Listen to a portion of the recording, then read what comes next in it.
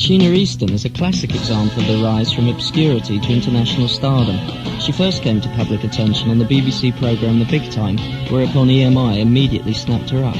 Sheena debuted with Modern Girl and 9 to 5, and she's never been out of the charts since. I don't hate the rock press. I'm basically sort of slightly wary of all forms of press, just because I've been misquoted so often. I think it was probably about 2 days after I got into the business, I realised that never read your good reviews and never read your bad ones, because they're both just one person's opinion. But you still read the reviews, don't you? No, I don't. It's a strange thing. I don't think I've ever bought any of the music comics, ever paid money over a counter to buy one of those comics. Not even when you were a kid? I used to buy things like the Jackie and all that, but I mean, I call the NME a comic. It's like, it's as funny as a dandy. They like you now, though. Oh, do they? Maybe it's in to like me this month, I don't know. You can lead a house to water, but you cannot make him drink. You can give a man your whole heart and soul, but you cannot make him think. You couldn't be with me instead of alone and lonely. Who are your great rivals, then, do you think, amongst maybe, say, other female singers? Rivals? Everybody. I'm in competition against The Jam, The Clash, against Diana Ross, against whoever puts a single out that week or an album that week.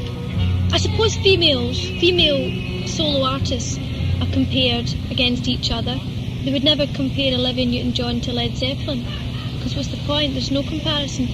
And they'd never compare me to Steely Dan. There's no comparison, whatever.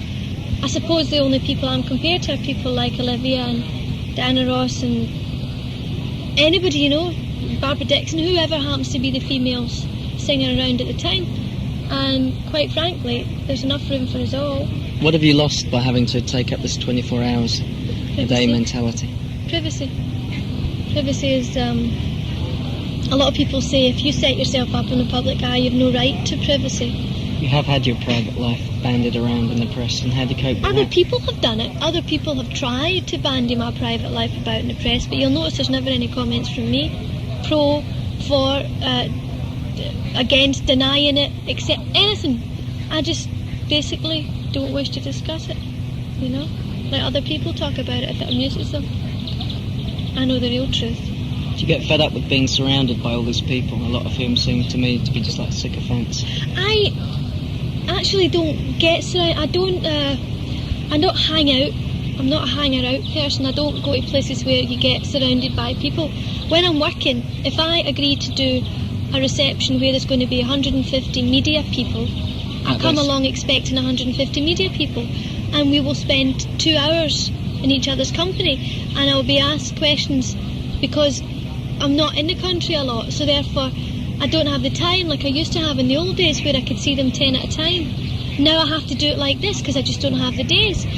I don't do this all the time. As I said, I do it to every country I go to. In Japan, you walk into a room, it's a conference hall, you sit at a banqueting table, and there's 500 journalists with microphones, and sometimes there's like 150 cameramen, and you do it like that. Sometimes I feel like I'm Ronald Reagan or somebody. When I was young, people used to say, someday the right one will come your way. Could be tomorrow, could Do you ever get lonely being in the position that you're in, being so kind of famous? I only ever feel lonely when I'm exhausted and tired, and it's self-pity more than anything, you know. It's like you've been on the road for 3 weeks and you've got a headache and you feel sick and you can't sleep and it's 4 a.m. and you're in Dallas and you lie there going, what the hell am I doing throwing up in a basin in Dallas?